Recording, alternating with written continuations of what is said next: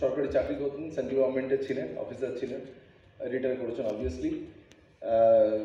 Engineer, Jadavpur থেকে পড়াশোনা করেছেন, যাদবপুর থেকে ইঞ্জিনিয়ারিং করেছেন। তো আমরা সবাই মোটামুটি ওই একই রকম সামাজিক আর্থসামাজিক ব্যাকগ্রাউন্ড থেকে আসি। কারোর বাড়িতে হয়তো কেউ ছোট চাকরি, কেউ মাঝারি চাকরি, কেউ বড় চাকরি, কেউ সরকারি, কেউ বেসরকারি, কেউ হয়তো ছোট ব্যবসা বা মাঝারি ব্যবসা, এই ধরনের পরিবার থেকে আমরা আসি, হ্যাঁ না? তো আমাদের সবার ভেতরে এটাই কমনালিটি। তো আমাদের এই মিডল ক্লাস ফ্যামিলির এটা কি, আমাদের চ্যালেঞ্জটা কি, যে একটা জেনারেশন 30 থেকে 40 বছর কাজ করে এবং কাজ করার পর তারপরে এটা নয় যে সে 30 থেকে 40 বছর কাজ করার পর they secure the next generation's future, বা তারা পরের জেনারেশনের কিন্তু ফাইন্যান্সিয়াল ফিউচারটাকে তৈরি করে যায় না। তারা ওই 30-40 বছর কাজ করে, তারপর আবার পরের জেনারেশন যখন মোটামুটি 22-24-25 বছরে চলে আসে, তাদেরকে নিজেদের আবার পরের 30-40 বছরের রোজগারের জন্য তৈরি হতে হয়। Yes or no? So generation after generation আমরা কিন্তু উই ডোন্ট গেট এনি, আমরা কিন্তু আমাদের পরিবার থেকে কোনো রকমের কেরিয়ার স্টেজ আমাদের জন্য থাকে না। হ্যাঁ, তো এটাই হচ্ছে গিয়ে আমাদের বিশেষত এই মানে আমাদের এই মিডল ক্লাস ফ্যামিলির এটাই হচ্ছে গিয়ে আমাদের দ্য কি এরিয়া। কেরিয়ারের একটা খুব সব থেকে বড় জিনিস হচ্ছে গিয়ে ইউ নিড আ প্ল্যাটফর্ম। আপনার কাছে যদি ভালো প্ল্যাটফর্ম থেকে, লেটসে আমি একটা যদি খুব সহজে বলি যে আমরা যখন সামান্য কলকাতা থেকে দিল্লি যাওয়ার প্ল্যান করি, হ্যাঁ, তার জন্য আমরা একটা প্ল্যান করি যে কলকাতা থেকে দিল্লি যাবো কিরকম ভাবে। তো কি কি তার ভেতরে প্ল্যানিং এ থাকে, যে কবে যেতে হবে, তাই তো? Yes or no? কত তাড়াতাড়ি যেতে হবে, খুব তাড়াতাড়ি যেতে গেলে প্লেনে যেতে হবে, আর যদি খুব তাড়াহুড়ো না থাকে তাহলে ট্রেনে যেতে পারি, 1-1.5 দিন সময় লাগবে, তাই তো? আবার যদি হচ্ছে গিয়ে ট্রেনের ভেতরেও যদি হচ্ছে গিয়ে একটুখানি বেশি কমফোর্টেবলি যেতে চাই, তাহলে রাজধানীতে এসি ফার্স্ট ক্লাস বুক করব। যদি আরেকটুখানি কমফোর্ট কম্প্রোমাইজ করি তাহলে এসি 2 টায়ার বুক করব। কমফোর্ট যদি আরেকটুখানি কম্প্রোমাইজ করতে পারি তাহলে রাজধানীর এসি 3 টায়ার বুক করব। সে টাকাও যদি না থাকে তাহলে হচ্ছে নন এসি বুক করব। এবং ট্রেনেরও বিভিন্ন দামের তারতম্য আছে। So we plan hour destination, যেখানে পৌঁছতে চাই আমাদের ডেস্টিনেশনকে আমরা সেরকমভাবে প্ল্যান করি, তাই তো? কিন্তু জীবনের সব থেকে বড় ডেস্টিনেশন প্ল্যান হচ্ছে কেরিয়ার ডেস্টিনেশন, যার জন্য আমাদের লাইফে কোনো প্ল্যান থাকে না।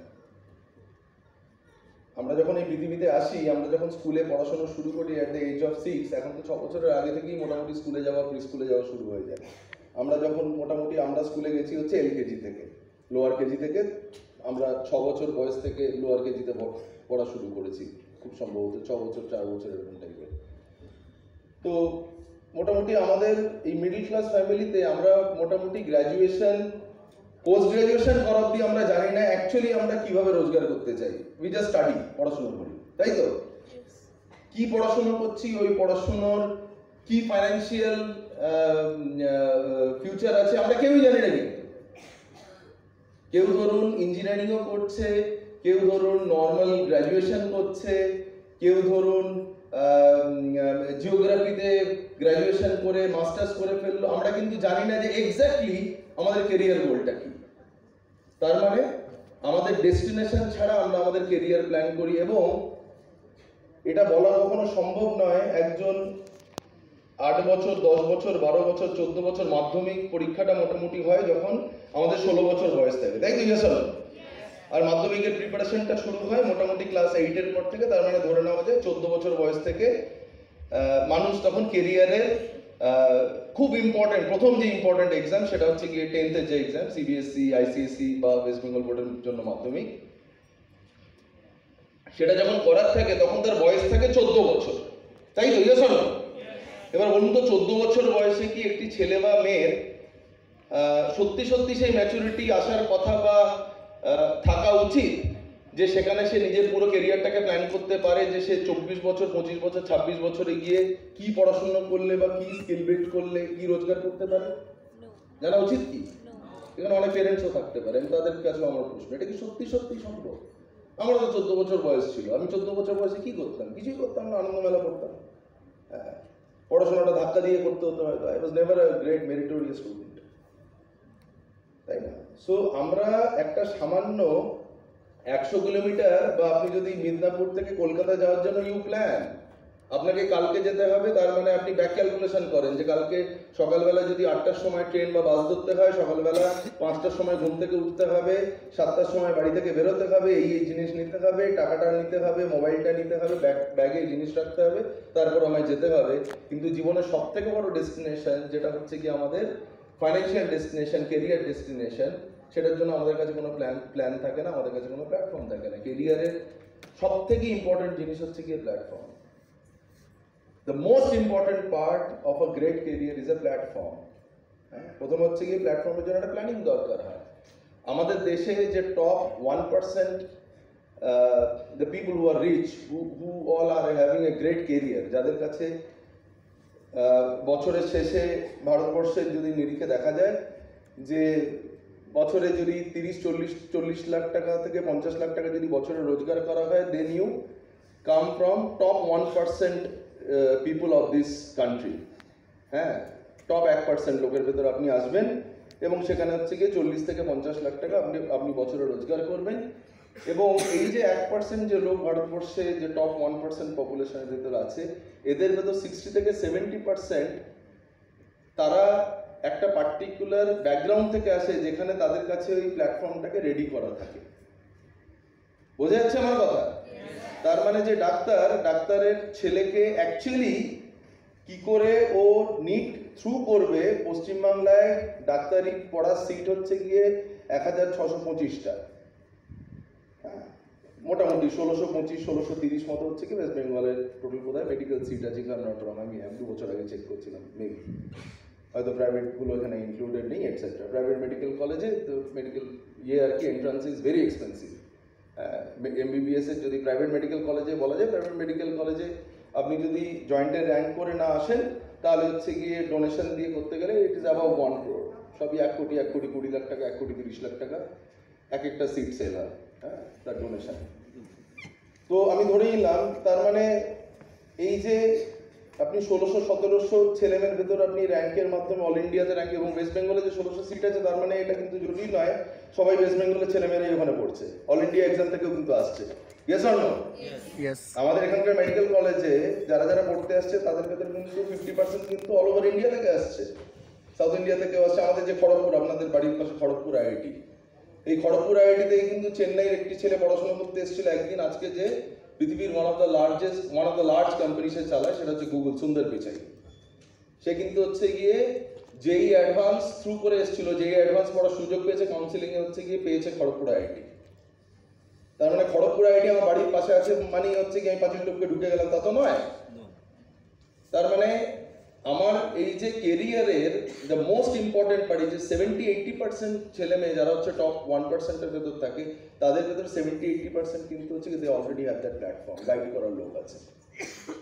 যার বাবা ডাক্তার, সে ছেলেকে তৈরি করাচ্ছে, প্রথম সে ক্লাস 8 থেকে সে জানে না, অবভিয়াসলি সে পড়তে চাইবে না, মোবাইল নিয়ে বসে থাকবে। হ্যাঁ, আমাদের অর্গানাইজেশনে আমাদের এক MD ছিলেন, হ্যাঁ, মিস্টার রাও বলে, হি ওয়াজ IIT IIM, ভদ্রলোক, ওনার IIT করেছিলেন IIT চেন্নাই থেকে, IIT Chennai mechanical engineer, IIM আহমেদাবাদে,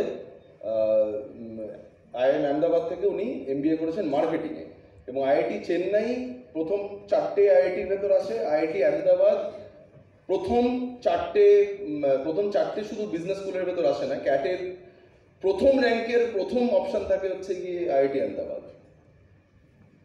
এবং সেখানে আমি তখন ভদ্রলোককে জিজ্ঞেস করলাম যে এরকম যে how could you do this, তুমি কিরম ভাবে দুটো জীবনে সব থেকে দ্য মোস্ট টাফ এক্সামস ভারতবর্ষে 3টে কঠিনতম এক্সাম, একটা হচ্ছে গিয়ে এই joint entrance, JEE advance, JEE মেনটা কিছু নয়, JEE মেন মোটামুটি হচ্ছে 10-15 লাখ ছেলে মেয়ে পরীক্ষা দেয়,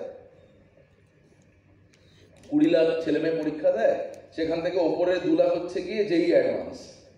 JEE অ্যাডভান্সের ভেতর থেকে ওপরে 4-5 হাজার ছেলে মেয়ে IIT-তে পড়ার সুযোগ পায়।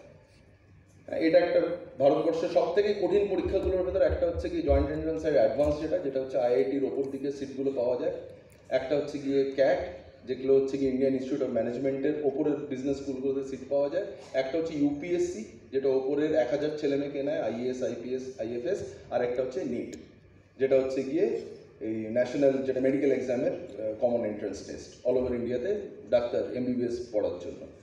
তো এই চারটে হচ্ছে কি ভারতবর্ষের চারটে কঠিনতম এক্সামিনেশন। হ্যাঁ, রিসার্চ সেজ যে আমেরিকার হার্ভার্ড বা ম্যাসাচুসেটসে ঢোকার থেকেও কঠিন হচ্ছে কি ভারতবর্ষের আইআইটি বা ভারতবর্ষের আইআইএম বা ভারতবর্ষের হচ্ছে ইউপিএসসির আইএএস ক্র্যাক করা। আইএএস প্রত্যেক বছর 100টা ছেলে মেয়ে পায়, তার ভিতরে 50টা কোটা থাকে, 50টা জেনারেল সিট। ভারতবর্ষে মোটামুটি আইএএস প্রিলিম দিতে বসে হচ্ছে কি 10 লাখ, তার ভিতরে আইএএস টপ মোস্ট, মানে যারা দেশটা চালায়। নেতা মন্ত্রীরা তো ইলেকশনে জিতে আসবে 5 বছরের জন্য, 5 বছর পর আবার পরীক্ষা দিতে হবে, ইলেকশনে যেতে হবে, ইলেকশনে হেরে গেলে চলে যাবে। আইএএস মানে ওরাই কিন্তু একবার পরীক্ষায় যখন পাশ করে গেল 30 বছর ধরে কিন্তু দেশটা ওরাই চালাবে, যে কোনো ডিপার্টমেন্টে থাকতে পারে। তো এগুলো হচ্ছে যে টাফেস্ট এক্সাম। এর ভেতরে দেখা যায় majority of the student they come from such a background, তার পরিবারে অলরেডি হচ্ছে গিয়ে ইউ হ্যাভ, আমাদের ভারতবর্ষে লাস্ট যে চিফ জাস্টিস ছিলেন ডক্টর ডিওয়াই চন্দ্রচূড়, অত্যন্ত উচ্চশিক্ষিত একজন জাজ, আইন সম্বন্ধে জ্ঞান অসাধারণ, হার্ভার্ড থেকে পড়াশোনা করেছে, অত্যন্ত শিক্ষিত। ওনার বাবাও ছিলেন হচ্ছে গিয়ে ভারতবর্ষের চিফ জাস্টিস, তার আগে মোস্ট প্রবাবলি বম্বে হাইকোর্টে যাচ্ছিলেন। তো ভারতবর্ষে যদি আপনি দেখেন যে all the top jobs in the private sector, in the government sector, in the private sector and government sector both, private সেক্টরে গভর্নমেন্ট সেক্টরে, তার ভেতরে 70% আপনি দেখবেন তারা আসছে যারা হচ্ছে দ্বিতীয়, তৃতীয় বা চতুর্থ জেনারেশন। এই অঞ্জন সেনের সঙ্গে আপনাদের একটু পরে আলাপ হবে, অঞ্জন আসবে, নিজের স্পিচ দেবে। অঞ্জনের ওয়াইফ ও হচ্ছে শি ইজ আ লয়ার, অত্যন্ত ব্যস্ত লয়ার, সিনিয়র অ্যাডভোকেট, এবং তার কথা বলার সময় নেই, অত্যন্ত ব্যস্ত। এবং ওর পরিবারে ও হচ্ছে চতুর্থ লয়ার। আপনি কলকাতার বা আপনি ভারতবর্ষের যে কোনো, পশ্চিমবাংলার যে কোনো কোর্টে আপনি যাবেন, দেখবেন বাইরে কালো কোট পরে প্রচুর লোক ঘুরে বেড়ায়, সে একটা মোটামুটি হচ্ছে গিয়ে ডিড বা একটা রেজিস্ট্রি কাজও পায় না সারাদিনে। আর এদের মতো ব্যস্ত লয়ার সারাদিনে হচ্ছে গিয়ে 50টা লোকের সঙ্গে দেখা করার থাকলে 25টা লোক অব্দি দেখা করতে পারে। তার কারণ ক্লায়েন্টগুলোকে পাচ্ছে জেনারেশন আফটার জেনারেশন। এখন ওদের কাছে যে ক্লায়েন্ট আসছে, তার বাবা, এর বাবার ক্লায়েন্ট ছিল, এর ঠাকুরদাদা, ওর ঠাকুরদাদার ক্লায়েন্ট ছিল, হচ্ছে পরিবারের চতুর্থ লয়ার। বাবা লয়ার, অঞ্জনের শ্বশুরমশাই লয়ার, শ্বশুরমশাই বাবা লয়ার ছিলেন, তার বাবা লয়ার ছিলেন, ব্রিটিশ যুগ থেকে হচ্ছে গিয়ে লিগাল প্র্যাকটিস করে আসছে। সো সেই পরিবারের একজন যখন লিগাল সিস্টেমে ঢুকতে যাচ্ছে, সে জানে হচ্ছে গিয়ে how you get it. Am I right or wrong? Yes. So platform is a very important thing. Career planning, আপনি ব্যবসা করুন, আপনি চাকরি করুন। আজকে মুকেশ আম্বানির বড় ছেলে, এই ছোট ছেলের বিয়ে হলো জামনগরে। ভারতবর্ষ শুধু নয়, এশিয়া শুধু নয়, পৃথিবীর সব থেকে বড় অয়েল রিফাইনারির মালিক হচ্ছে গিয়ে রিলায়েন্স। রিলায়েন্স জিও থেকে ক টাকা কামায়? রিলায়েন্স রিটেল থেকে ক টাকা কামায়? রিলায়েন্স পয়সাটা কামায়, লক্ষ লক্ষ কোটি টাকা কামায় হচ্ছে গিয়ে ওই রিলায়েন্সের ওই থেকে, অয়েল রিফাইনারি থেকে। সেই কোম্পানিটার এখন মোটামুটি কাকে তৈরি করছে? ওর ছোট ছেলে। তার বিয়ে হলো ধুমধাম করে, সবাই আমরা ইন্টারনেটে দেখেছি।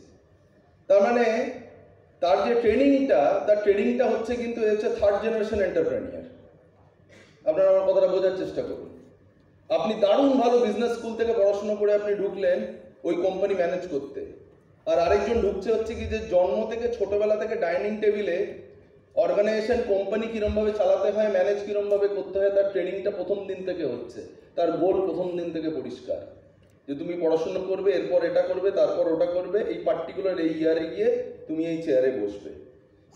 প্রথম দিন থেকে, যবে থেকে সে জন্মেছে, তার বাবা মা জানে হচ্ছে কি তার ট্রেনিংটা কিরমভাবে তৈরি হবে। So platform is the most important. এবং এই প্ল্যাটফর্মের প্ল্যানিং, আমরা কারা? আমরা হচ্ছে গিয়ে সেই লোক, আমরা জীবনে মাস্টার্স করা অবধি আমরা জানি না যে পরের দিন বেরিয়ে রোজগারটা কিরমভাবে করবো। শুধু তাই নয়, আমাদের মতো মিডল ক্লাস ফ্যামিলিতে আপনি যদি স্কুল কলেজে থাকাকালীন আপনি যদি বলেন যে আমি পড়াশোনার সঙ্গে সঙ্গে একটা ছোট কাজ করতে যাব, আমি একটা পার্ট টাইমে কাজ করতে যাব, আমাদের মিডল ক্লাস ফ্যামিলিতে 100 জনের ভেতর 90 জনের পরিবারে বলবে কিচ্ছু করতে হবে না, টাকা করো না, এখন বাবা বেঁচে আছে তোমায়, কি কে তোমায় টাকা করতে বলেছে? পাকা পাকা কথা, মন দিয়ে পড়াশোনাটা করো, সামনে মাধ্যমিক পরীক্ষা, উচ্চ মাধ্যমিক, মন দিয়ে পড়াশোনা করো। এই বাবাই কিন্তু যেদিন আমার 24 বছর বয়স হবে আর বাবা যেদিন রিটায়ারমেন্ট হবে, তখন কিন্তু মাকে বলবে ছেলেটাকে বলো এবার চাকরি বাকরি করতে, কতদিন আর বাপের হোটেলে খাবে। Am I right or not? Yes.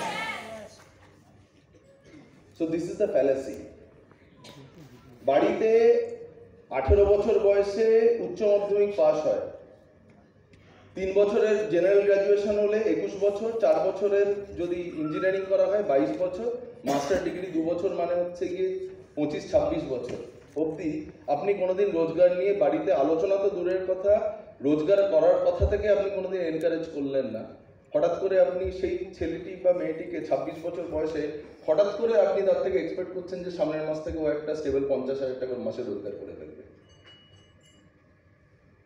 So that's what we expect. এবং কোন জায়গাতে এসে ফেলছি? হয়তো আমার বাবা 1964 সালে যাদবপুর থেকে পাস করেছে ইঞ্জিনিয়ারিং। 1964 সালে সরকারি ক্ষেত্রে যদি 100 জন ইঞ্জিনিয়ারের প্রয়োজন হতো, কারণ ব্রিটিশরা গেছে ভারতবর্ষ ছেড়ে হচ্ছে 1947 সাল, তাই তো? Yes or no? ভারতবর্ষের প্রথম আইআইটি এসছে, এই আইআইটি খড়গপুর। প্রথম ইঞ্জিনিয়ারিং কলেজ ভারতবর্ষের সরকারি ইঞ্জিনিয়ারিং কলেজ হচ্ছে এই আইআইটি, 1960-তে হয়েছে, 1960 সাল আইআইটি খড়গপুর তৈরি হয় এবং সংবিধান লেখা হয়। সংবিধান লেখা হয় 1960 সালের কত তারিখ? সর্বনাশ করেছে রে, 26 তারিখ। 1960 সালে আইআইটি তৈরি, ভারতবর্ষের প্রথম ইঞ্জিনিয়ারিং কলেজ। কারণ ব্রিটিশরা তো যাওয়ার সময় সব ছেড়ে দিয়ে চলে গেছে, রেল বানিয়েছে, কারখানা বানিয়েছে, ইলেকট্রিক কোম্পানিজ বানিয়েছে, জাহাজের কোম্পানি বানিয়েছে, এয়ারপোর্ট বানিয়ে দিয়ে সব তো বানিয়েছে। 12,000টা সরকারি চাকরির প্রভিশন তৈরি হয়, তার পেছনে হচ্ছে গিয়ে 1 কোটি ইঞ্জিনিয়ার ঘুরে বেড়াচ্ছে। Am I right or wrong? তো আমি যদি ওই মাইন্ডসেট নিয়ে আজকে ক্যারিয়ার প্ল্যানিং করি যে মন দিয়ে পড়াশোনাটা করে চাকরিটা তো হয়ে যাবে, ভুলটা কিন্তু আমার আগের জেনারেশনের নয়, ভুলটা হচ্ছে গিয়ে ও নিজের জেনারেশন থেকে বিচার করছে। I am standing competition, yes or no? আমি যদি আজকে থেকে মার্কেট না প্ল্যানিং করি 5 বছর পরে কি হবে, I will be lost.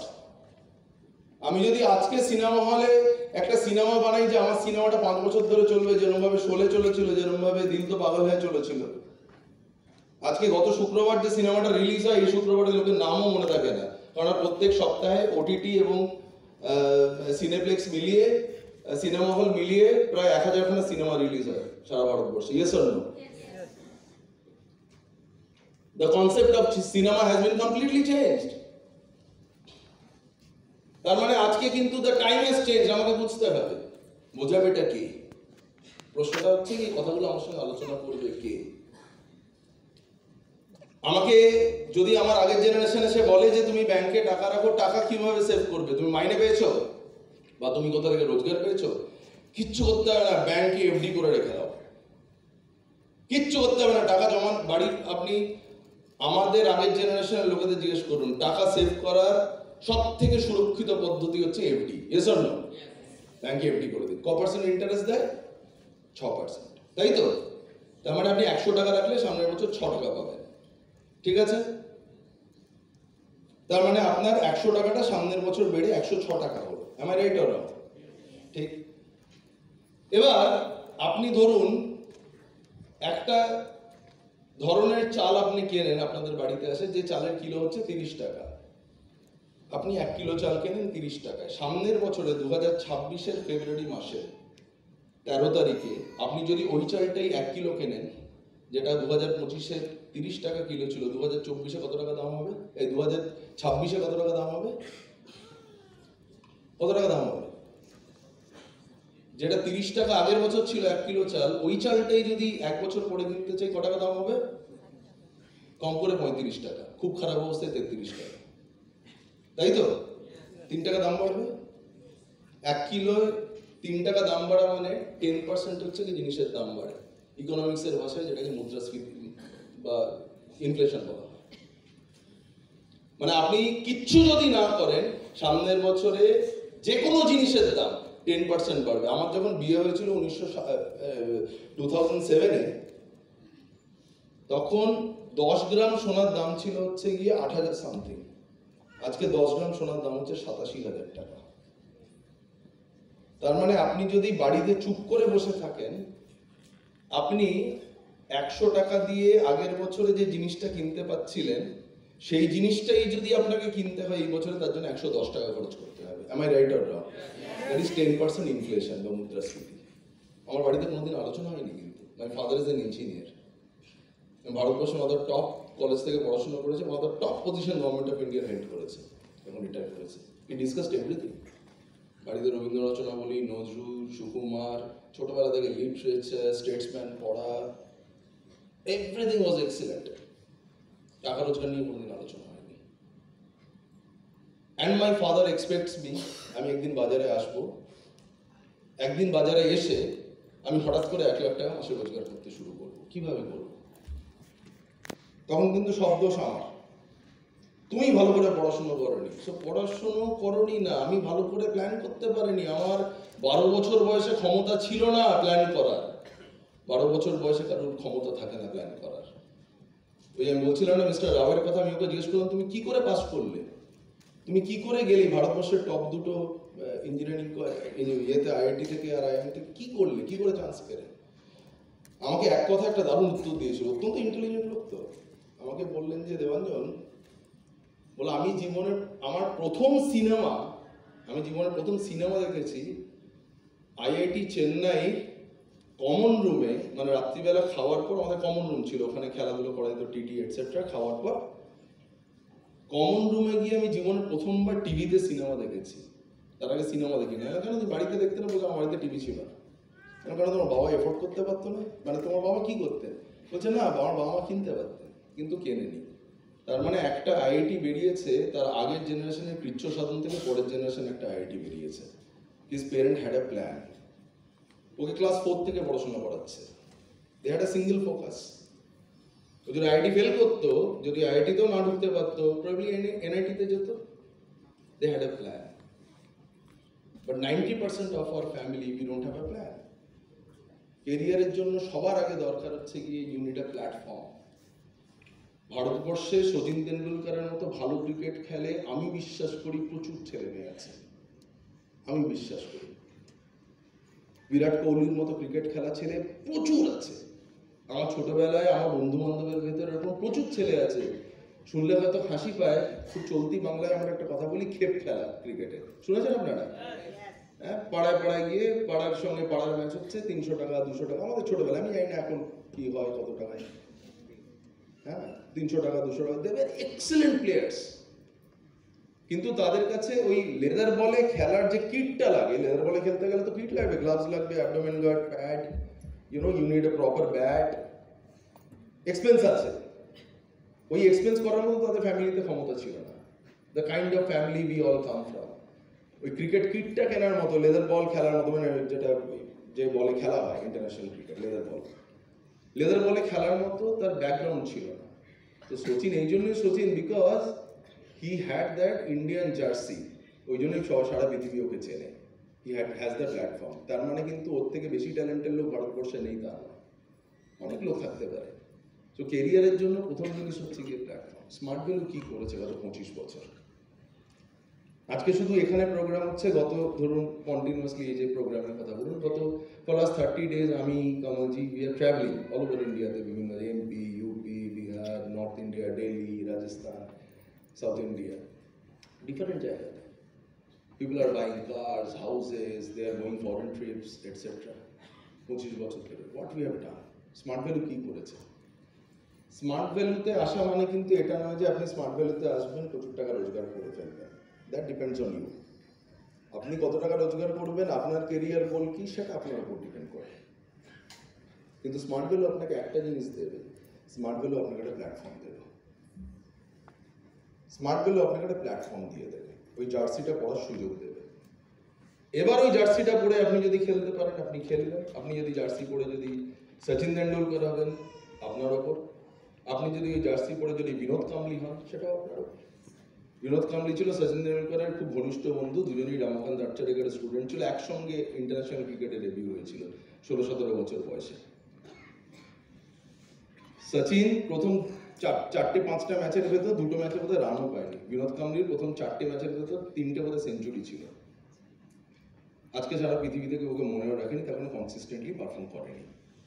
Club, night club, womanising, liquor, alcohol এসব চলে গেল। কারণ প্রথমে লোকে অটোগ্রাফ চাইলো 3-4টে ম্যাচের পরে, বাট সচিন। এরপর আপনি সচিন হবেন না বিনোদ কাম্বলি হবেন সেটা পরের ব্যাপার। আপনি এখান থেকে রোজগার করবেন, আপনি 10 বছর পর আপনি বাইরে আপনার গাড়ি দাঁড়িয়ে থাকবে, নাকি আপনি বিদেশ যাবেন, নাকি আপনি সাইকেলে ঘুরবেন, নাকি আপনি 10 বছর পরে গিয়ে ঘুরবেন না স্মার্ট ভ্যালি তো গিয়ে গেছিলাম, সবার হয়তো হয় না, এটা বলবেন? ডিপেন্ড করছে আপনার উপর। সেটা ডিপেন্ড করছে আপনার কি উইশ আছে, গোল আছে, সেটা অ্যাবসলিউটলি আপনার ব্যক্তিগত ব্যাপার। কিন্তু স্মার্ট ভ্যালু প্রথম দিন আপনাকে একটা জার্সি দেবে। Smart value will give you a platform. এই প্ল্যাটফর্মের জন্য আজকে সারা ভারতবর্ষের লক্ষ লক্ষ মানুষ they are changing their lives. This is only because of Smart Value. Smart Value can give you that great platform. So Smart Value deserves a very big hand. আমি এখানে আপনার জীবন চেঞ্জ হবে কি, আমি এটা জানি না আপনি এখান থেকে জীবন চেঞ্জ করতে পারবেন কি পারবেন না, আমি জানি না।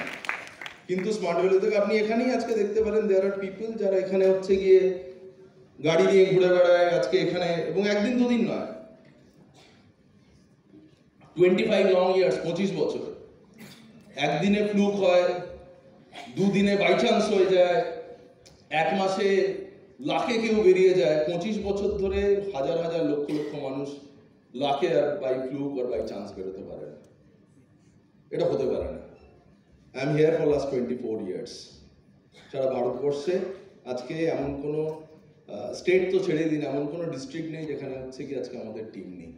ভারতবর্ষের ম্যাপ খুলে যে কোনো জায়গায়, whether you are a Malayali, whether you are a Bengali, whether you come from Northeast, whether you come from Gujarat, whether you come from, যেখানে এখনো পর্যন্ত ইলেকট্রিসিটি পৌঁছয়নি, অরুণাচল প্রদেশে, you'll find either APLL বা লেমার্ট বা স্মার্ট ভ্যালু, স্মার্ট শপে আপনি পেয়ে যাবেন, because of this excellent platform আপনাকে দিয়ে দেবে।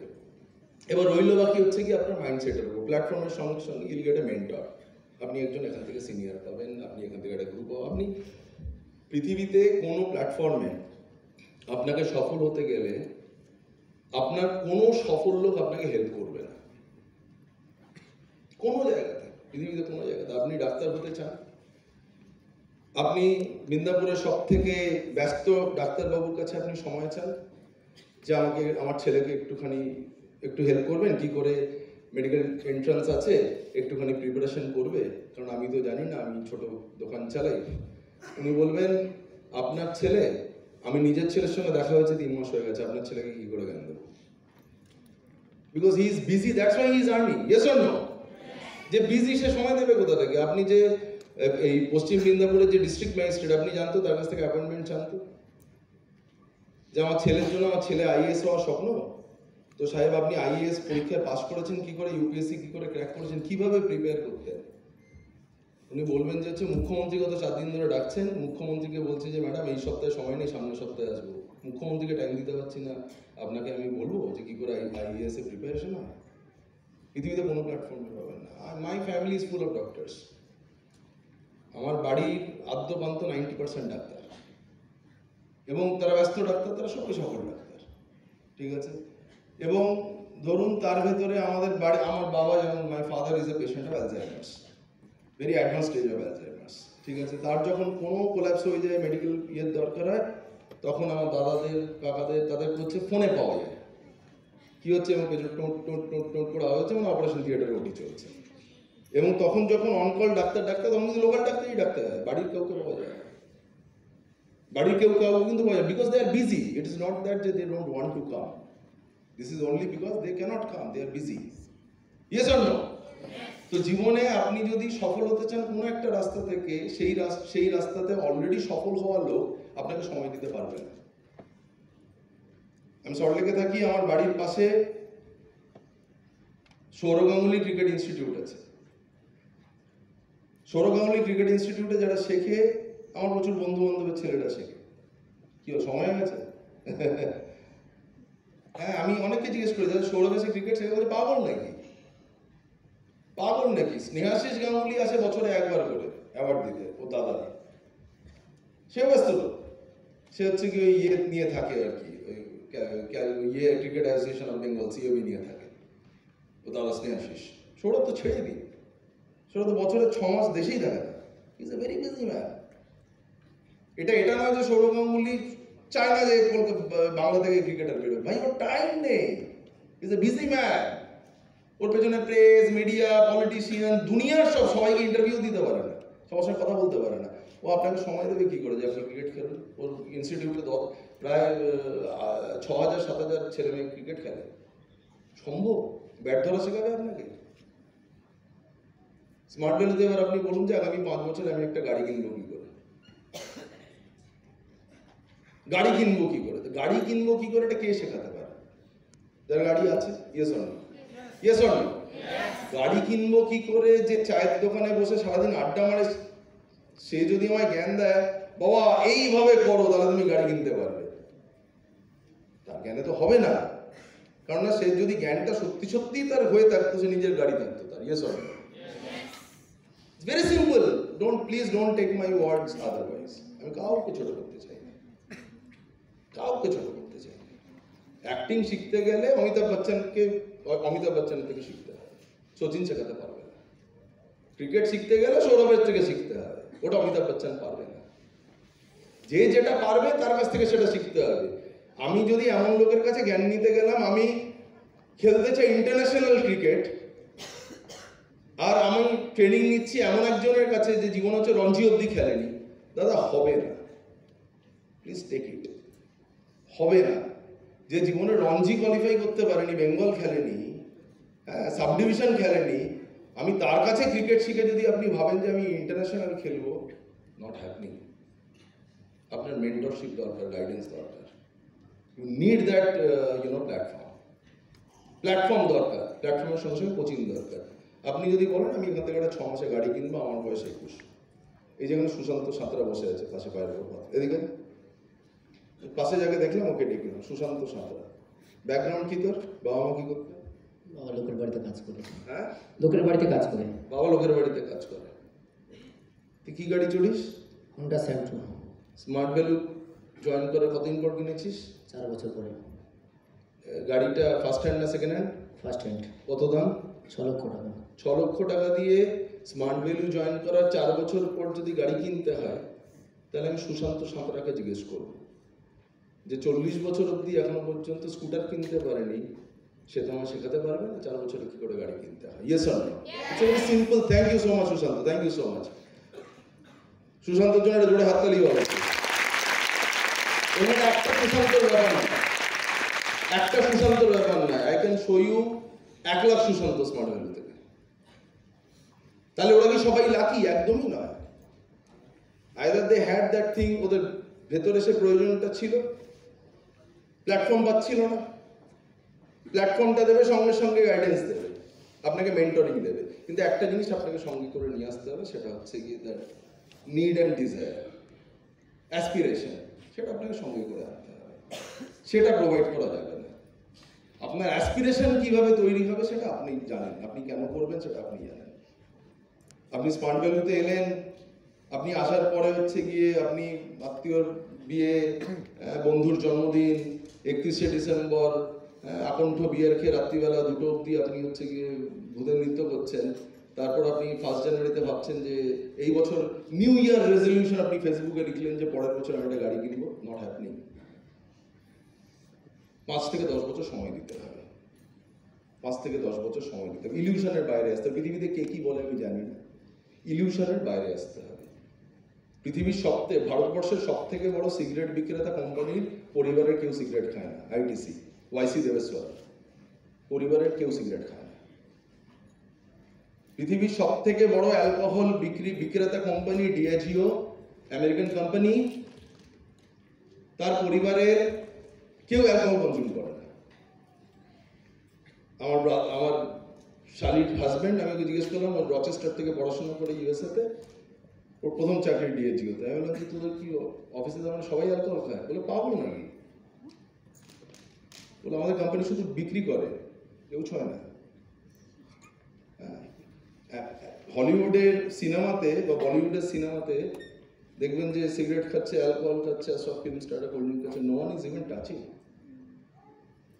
যারা যারা কোল্ড ড্রিঙ্কের অ্যাড করে তারা কেউ ছুঁয়ে দেখে না। কপিল দেবের আমি দেখলাম সেদিন একটা অ্যাডভার্টাইজমেন্ট, পান বাহার না পান পাশে। আমি ভদ্রলোককে আমি ব্যক্তিগতভাবে চিনি। স্মার্ট ভ্যালু প্রোগ্রামে 2011 সালে কলকাতাতে উনি আমার গেস্ট হয়ে এসেছেন, ট্রেনিং করেছেন। I know him personally.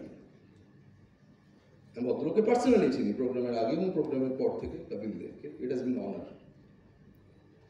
হ্যাঁ, আমি ভদ্রলোক চা অব্দি খান না, ভদ্রলোক চা অব্দি খান না। হায়াতে ছিলেন, হায়াতের জিএম এসে বললো যে আমি জানি উনি কি খাবেন, লিকার চা এরকম একটা অর্ধেক একটা স্পেশাল পাতার এক ধরনের চা খেলো, খেয়ে চলে গেলো। খাওয়া মানে দুটো ব্রেড দিলে অর্ধেক ব্রেড খাবে, সে অ্যাড করছে। So perception is a different thing.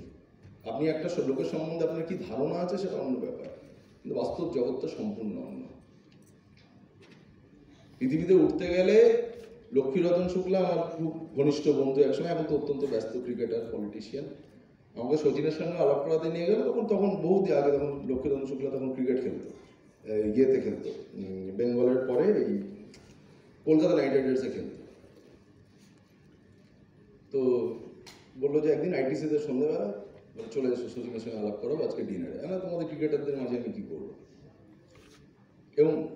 এবং আমাদের স্মার্ট ভ্যালু ইয়ে ছিল, অ্যাসোসিয়েট ছিল, লক্ষ্মী নিয়ে গেল রাত্রিবেলা, তখন 8টা বাজে, এবং তখন পার্টি বিল্ড আপ হচ্ছে, মানে তখন IPL এর পার্টি মানে সে সাংঘাতিক, পুরো ইন্টারন্যাশনাল পার্টি।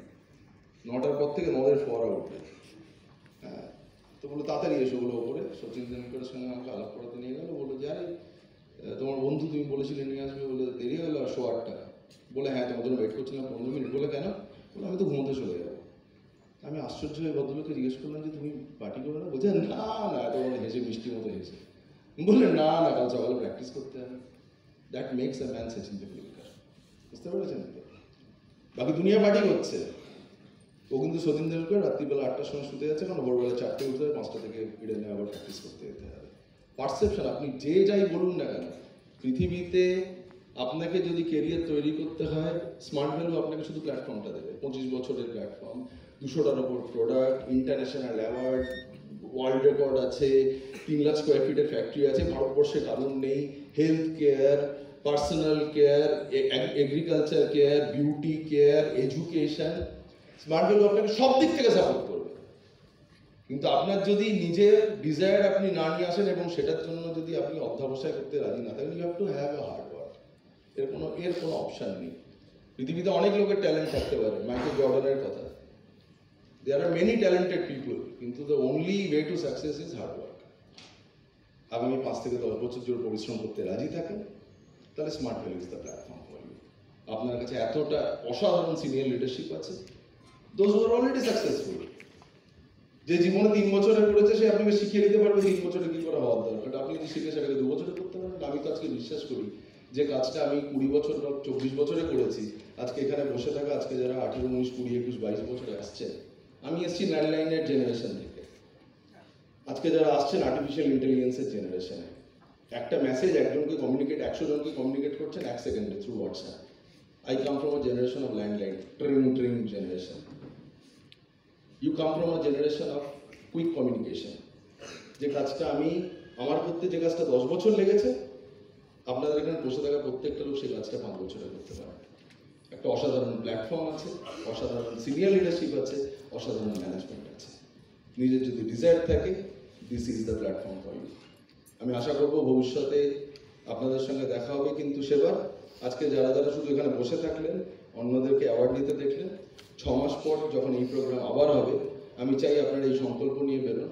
6 মাস পর যখন এই প্রোগ্রাম আবার হবে, সেদিন কিন্তু আমি তালিটা বাজাবো না, আমি সেদিন স্টেজে থাকবো, অন্য এখান থেকে বসে থাকা 1000 জন লোক আমার জন্য তালি বাজাবে। সেই সংকল্প নিয়ে যদি আপনি বেরোতে পারেন, see you after 6 months, you will be on the stage, people will be clapping for you. Thank you. দাঁড়িয়ে স্যারের জন্য জোরদার